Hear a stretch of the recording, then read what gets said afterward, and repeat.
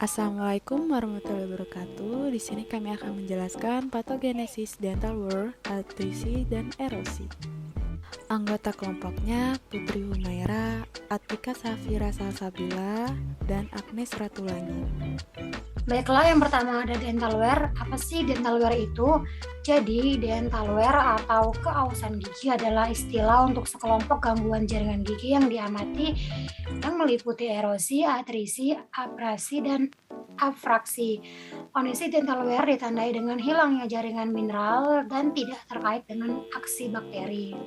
Apa itu atrisi dan erosi?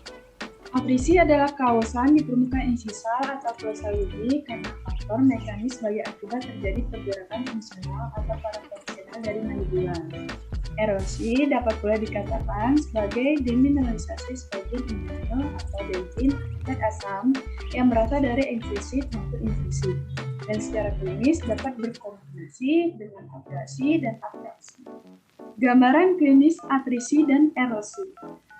Yang pertama, gambaran klinis atrisi.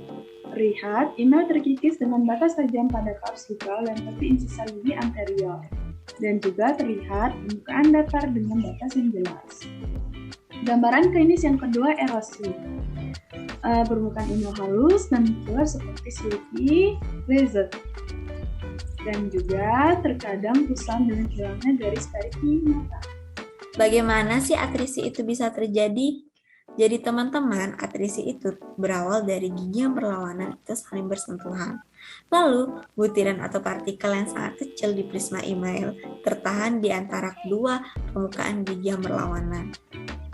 Selanjutnya, prisma enamel pun pecah dan terperangkap saat permukaan gigi menekan satu sama lain, yang menghasilkan garis paralel yang bisa dilihat secara mikroskopis. Hal ini bisa menyebabkan dua kemungkinan, yaitu yang pertama, email berbatas tajam yang biasa terjadi pada oklusal posterior. Lalu bisa juga terjadi di canimus. Selanjutnya, itu bisa juga menghasilkan permukaan datar dengan berbatas jelas yang biasa terjadi pada palatal incisivus maxilla dan incisal incisivus mandibula. Selanjutnya, bagaimana sih erosi itu terjadi? Jadi teman-teman, erosi itu terjadi ketika larutan asam berkontak dengan email pada gigi, yang dimana asam tersebut akan berdifusi pertama kali pada pelikel yang ada pada gigi, yang kemudian asam tersebut berinteraksi dengan email pada gigi, yang dimana komponen ion hidrogen dari asam tersebut akan mulai melarutkan kristal hidroksiapatit yang merupakan material anorganik utama pada email gigi. Lalu, kristal hidroksiapatit tersebut akan bereaksi terhadap ion hidrogen pada pH kritis 5,5. pH kritis dapat menyebabkan hidroksiapatit itu larut. Apabila ini terjadi terus-menerus, maka akan menurunkan kekerasan permukaan email gigi sehingga terjadilah erosi. Nah, selanjutnya ada etiologi dan faktor-faktor yang mempengaruhi atrisi. Apa saja sih etiologi dan faktor-faktor yang mempengaruhi atrisi itu? Jadi, atrisi gigi dapat disebabkan oleh kausan permukaan gigi melalui gesekan yang dihasilkan dari kontak gigi ke gigi. Atrisi juga menggambarkan kausan gigi yang disebabkan oleh kontak gigi ke gigi tanpa adanya makanan.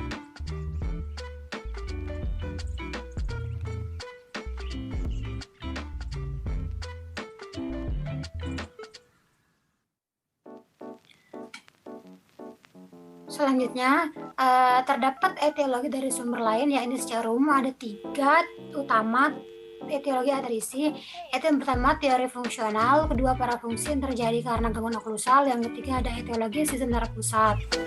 Yang pertama ada teori fungsional, menunjukkan bahwa kausan terjadi karena kontak gigi yang lama, perbandingan sekelompok pasien dengan pola pemilihan normal atau memotong dengan sekelompok yang memiliki pola gerakan grinding chafing yang lebih luas.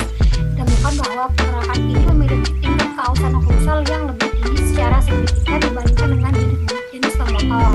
Yang kedua ada parafungsi atau bruxism yang terjadi karena gangguan oklusal. Teori ini dapat terjadi karena gangguan oklusal dan diberikan perawatan secara klinis dengan rehabilitasi ekstensif. Pada beberapa literatur ditemukan bahwa gangguan oklusal tidak dapat menyebabkan atau menghentikan bruxism. Dan yang ketiga ada etiologi sistem saraf pusat. Selama 2 hingga 3 dekade terakhir, telah terbukti bahwa sebagian besar bruxism disebabkan oleh stimulus saraf pusat. Bruxism dapat terjadi baik saat pasien sadar ataupun saat pasien tertidur, atau bruxism nokturnal. Bruxism nokturnal adalah menggertakkan gigi saat pasien tertidur. Bruxism nokturnal terjadi karena gangguan mikro yang berasal dari batang otak.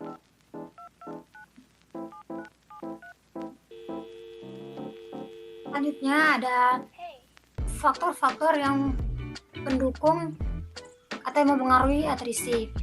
Yang pertama ada ekstansi, yang kedua ada kebiasaan mengunyah makanan keras, yang ketiga ada penggunaan selektif inhibitor ruptik 5 hidroksitripetamin atau SSRI, dan yang terakhir ada kurangi dukungan dari bagian posterior.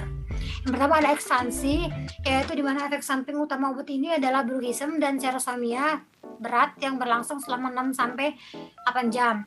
Yang kedua ada kebiasaan mengunyah makanan keras, di mana mengunyah makanan keras atau bahan makanan yang tidak biasa seperti mengunyah tulang. Yang ketiga ada penggunaan selektif inhibitor ruptik 5 hidroksipropylamine atau SSRI. SSRI sebagai antidepresan dapat menyebabkan bruxism, terutama ketika pasien pertama kali mulai menggunakan obat ini. Dan yang terakhir ada kurangnya dukungan dari bagian posterior, dapat menyebabkan lebih banyak kerusakan gigi anterior yang tersisa. Erosi merupakan hilangnya jaringan keras gigi secara progresif yang disebabkan demineralisasi kimia oleh asid nitrisik maupun ekstrisik dan bakteri. Faktornya terbagi menjadi 2, faktor intrinsik dan faktor ekstrisik.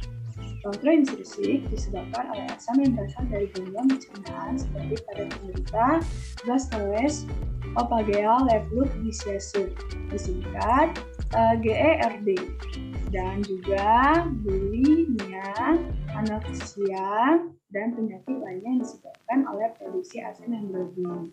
Faktor ekstrisik disebabkan oleh asam yang didapatkan karena mengonsumsi makanan dan minuman yang mengandung asam, pH rendah, dan dapat pula berasal dari paparan uang asam yang ada di lingkungan masyarakat. Sekian video dari kelompok kami, terima kasih.